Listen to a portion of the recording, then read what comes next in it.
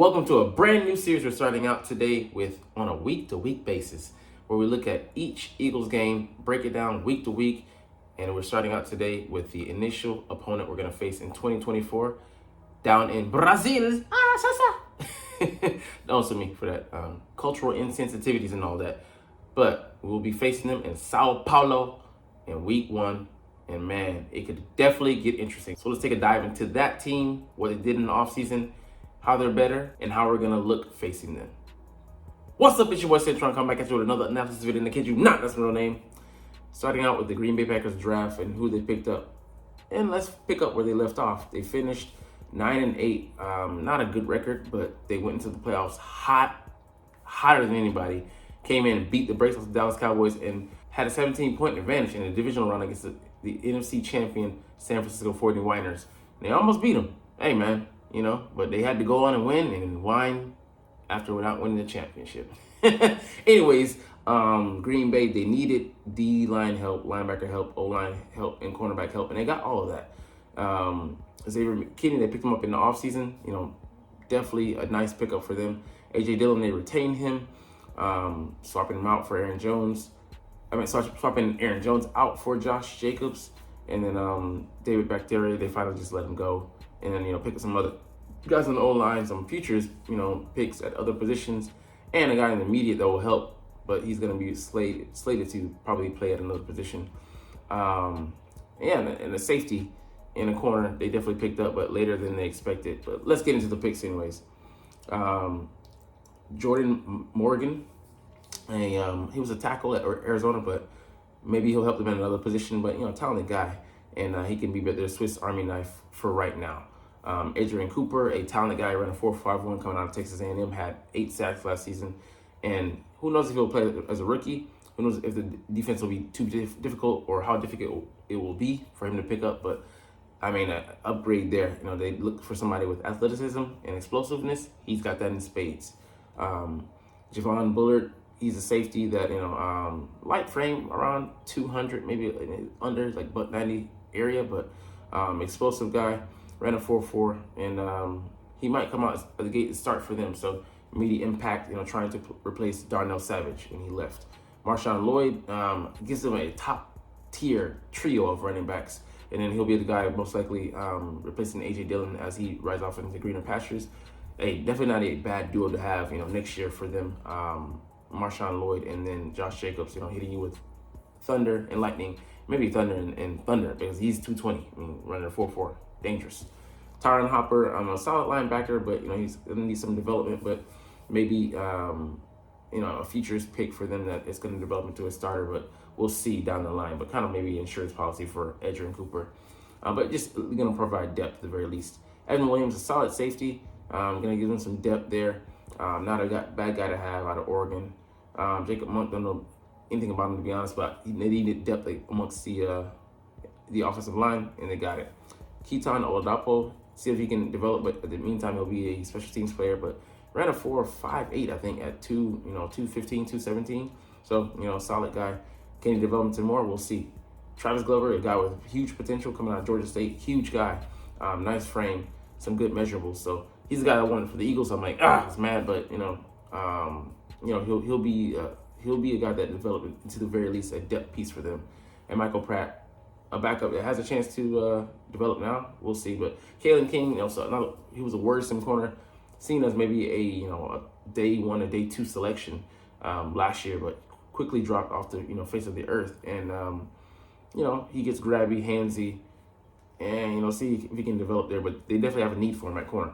So let's look at the roster and see who the starters are. So Jordan Love, had a banner year last year and really stepped up. In 2022, when he faced us, I was like, I wrote him off, but, he really showed it last year, especially in the playoffs with his presence. Josh Jacobs, upgrade over the departed. I can't say an upgrade over Aaron Jones, but maybe he offers, he offers more size and maybe more consistency, but he was kind of off last year. But, he had a big year. I was never really big on him, but, he can be consistent. He just needs to stay healthy. Jaden Reed, Romeo Dobbs, Dontavian Wicks, and Christian Watson, a quattro of receivers that I don't think is matched across the league as far as what they can offer. They all have different skill sets, and they offer Jordan a great chance. I think they're all like second and third year players, so he has a chance to grow with them. Like Christian Watson, the explosive element. Jaden Reed, very consistent, and outside presence. Romeo Dobbs. They both have outside inside versatility, but Dobbs is on the outside. He can burn you. Had some good catches going into the playoffs last year, and Dante Wicks, a sick route runner. So offers you everything you'd want from receiving core. I don't think they have extreme size, but the quick speed, route running ability is there. Luke Musgrave and I forget the tight end, Kraft. Offer a good duo there, so they're dangerous on offense. The blocking for me is really the hold up. Rasheed Walker, I think he's a decent option. Elton Jenkins, a pretty good guard. Josh Myers, a decent center. Jordan Morgan, a rookie, so we'll see how he slates out. Maybe he'll play the left tackle in the future, but we'll see how he starts out immediately. But I don't know if they play him there for sure, but we'll have to see. And Zach Tom, kind of an average guy at right tackle. So how are they going to hold up? We'll see in a little bit. Edge, Rashawn Gary. The defense is quietly, kind of good, and they can bring pressure. He's, a guy who can get after the quarterback. Middle of the stretch of the year, he kind of faded, but, he finished a little strong. But in the playoffs, I think he kind of faded as well. But Kenny Clark, a guy getting up there in age, but he's still a solid guy. Devontae Wyatt, he's average, but, we'll see if he can step up. Preston Smith still getting it done at 30, but, he's in the monster he once was, but, he's still a solid pass rusher. Quay Walker, a guy who can, roam the middle of the field, the do-it-all linebacker for them in the middle. Edgerrin Cooper, to see if he's able to acclimate in his first year. But, the athleticism between him and Quay, excellent. Jair Alexander, his problem was staying healthy, but he's still one of the best corners in the league. Carrington, they believe in him, but, can he step up this year? Big question mark. Keyshawn Nix is a good nickel, but they're still thin at corner, and the depth there is not really there. But Xavier McKinney was a huge upgrade, slated to be. He can cover and he can hit. His size was guy at 220, but running like a 4.6. He's very disciplined though. So he's where Johnny on the spot. He's where he needs to be. Javon Bullard, I don't know if that's a stretch for him to start, but we'll see. Baptism by fire. But I'm excited to see these guys week one and to see how they fare up, because he can torch our defense, but I think we're going to be much improved. So it's a big mystery though. Our offense up against their defense, I would say we should win. But their defense against our offense, our defense against their offense, it's going to be a tough task. Because like I said, those receivers, I think it's right now it's a push. We don't know, but I'm really intrigued by this matchup, week one, opening week. Some matchups I'd say we could look to exploit, and they would look to exploit us with the tight ends, Devin White and what's his name, Kobe Dean. I would look to try to hit them up the middle, and we'll see if they can drop the edge rushers and into the zones and stop them. But they might look to throw that dual tight end, they're gonna look to throw those 12 personnel, 2 tight end set at us. But the O-line, can they stand up to the pressure? We have a new guy in Bryce Huff who will be bringing it. Josh Sweat, until the middle of last year, he was doing well, set to have a career best, and then he faded, as did most of our defense. But pushing in the middle, you got like Jalen Carter. He should be bullying guys like Josh Myers, and then Jordan Davis. He should be overwhelming some of these guys, especially a rookie at right guard. If you have him there, Jordan Morgan, we should be eating, in the middle of that defense. So stopping the run, Josh Jacobs, I think his best explosive years are behind him. So I don't fear him out of the backfield. Like a guy like Marshawn Lloyd though, and AJ Dillon, who brings the heat. I like those guys. I like the chances better. So it'll be very tough. And then their corners, like, we could catch on Jair Alexander and Carrington. Our receivers should have the advantage there. And then the system that Kellen Moore's throwing at them, I think we have. It's close right now, but I have us taking the edge because of our offense. But their offense could be just as explosive, just as hurtful. So I mean, it's going to be a really tough matchup. You know, I would say this really is a toss-up right now until we see how these teams shape up coming out of training camp. We really don't know, but you know, we're gonna stop there.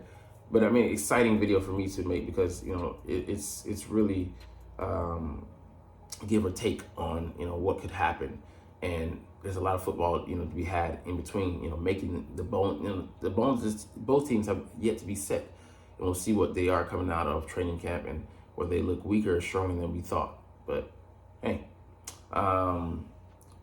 let's cover one last thing and talk about some the best remaining free agent wide receivers for the Eagles to sign. So Michael Thomas, obviously, he's a guy. He's 31. He's seen his best years, but yeah, missing 2021 entirely. He hasn't looked himself. 55 catches for 619 yards and 4 TDs the last 2 years. So he was cranking out 1,000-yard seasons, and then got decimated by injuries. He was never an explosive guy. Extremely explosive guy to begin with, and then he got that explosiveness, that amount that he did have, sapped by the injury. So I think he's just a shell of himself at this point. If he can contribute in the least, then bring him in. But I think he's not done de facto, but he's definitely a lesser version of himself. Hunter Renfrow, we have a slot receiver, guys are in play, so really wouldn't help us.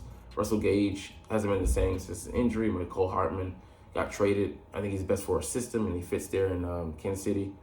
Marquise Goodwin, speed merchant is at this day and age, but we really need a more versatile receiver. Sterling Shepard kind of cooked at this time. Laquan Treadwell, he might actually be the best option out of here, out of these guys, but just untrustworthy, and he has never been able to stick. And Byron Pringle, just kind of one-trick pony. So not a lot of options on the market right now, and that's just where we're at, but we'll see. If we trade for a guy, we'll get into maybe some of those videos later in the week, but don't know. But anyways, we're gonna get up out of here. But hey, you're not even watching, no, but I'm gonna chunk the deuces officially because I love talking about the Eagles and I love making these videos, but we gotta go, skedaddle. So my neighbors are sick of me, but I don't give but like I said, as always, it's fly, Eagles fly, and let's motherfucking go. Like, comment, share, and subscribe Thanks for watching.